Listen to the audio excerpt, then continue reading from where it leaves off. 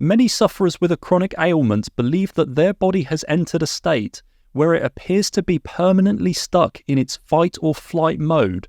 This not only causes them widespread symptoms, but also heightens their attention when it comes to trying to handle external stimuli, and it's something that makes every single day very restrictive. The key thing I want to start with, though, is acknowledging the relationship between external sensory information and how that actually relates to the manifestation of physical symptoms within our body.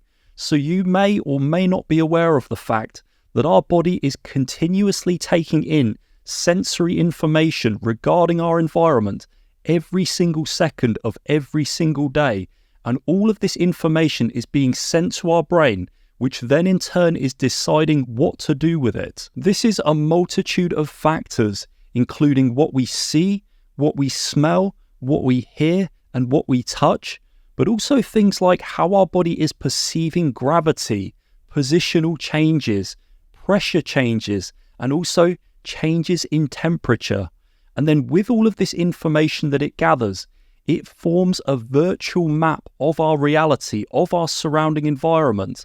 And then based on what this map is, that is then what the brain decides to do with the rest of our body. Now, if this hypothetical map that our brain has formed based on the sensory information that it's taken in is accurate with reality and it's able to correctly decode how everything is around it, then what it'll do is it'll get our organs to function in an appropriate way or respond accordingly to any external stimuli. However, if for whatever reason our brain isn't able to accurately take in this sensory information and form a correct map of its surroundings, then it won't know how to command the organs in the rest of our body to actually respond accordingly to things that are going on around us. And this is really where the issue starts to arise. And the most notable issue of them all when it comes to this idea of fight or flight is that our forebrain won't be able to calm down the hyperactivity and hyperarousal state of our midbrain. And this is a major problem because our midbrain has an influence on all the autonomic activity that's happening within our body. This means that any single tissue or organ that's connected to a blood vessel can potentially start to experience heightened activity. Now, the way that the body should prevent this from happening is that our forebrain should be sending down inhibitory neuronal signaling into the midbrain to calm down its hyperactive and hyperarousal state.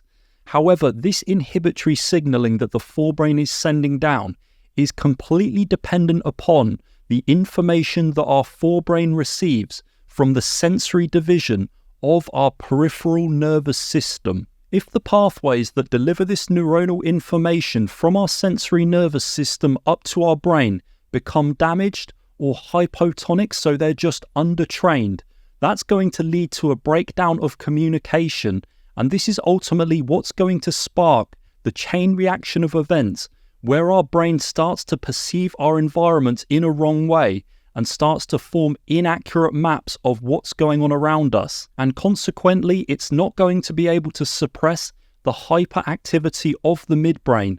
And this is going to heighten our levels of arousal and attention to external stimuli.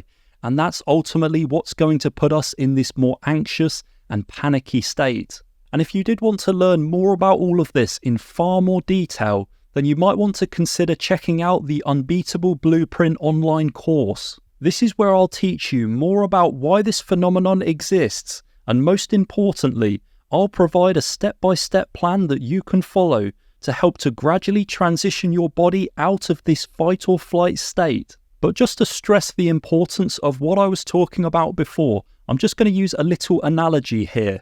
Now imagine if one day you decide to go to a shooting range with your friend, and an hour or so before you leave, you decide to get heavily drunk to the point where the room feels like it's spinning around you and your vision goes very blurry. Now imagine if you turn up at that shooting range with your friend who's completely sober. Of course, in this situation, it goes without saying that you're going to be far less accurate at hitting those targets than your friend who's completely sober.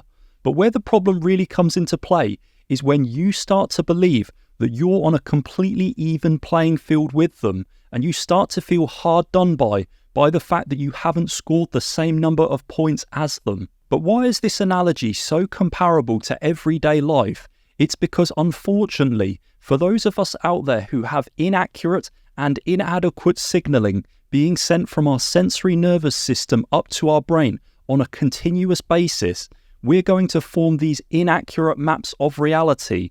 And so what we're going to do is we're just going to tell ourselves to try to feel calm and relaxed when we approach these situations.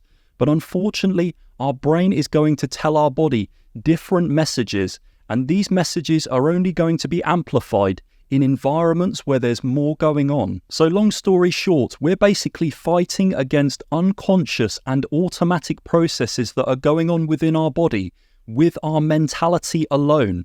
And unfortunately, this isn't going to be enough, in my opinion, to actually overcome this situation. However, I do believe there's a solution out there, and I have personal experience with this.